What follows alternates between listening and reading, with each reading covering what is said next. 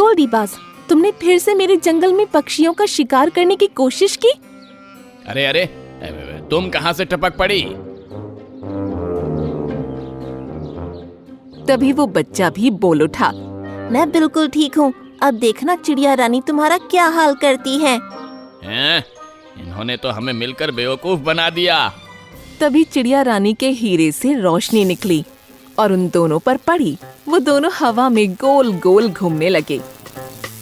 अरे अरे अरे, मेरा तो सर चकरा रहा है। हैं? मेरा भी। आहा! चिड़िया रानी हमें छोड़ दो प्लीज। छोड़ दूं?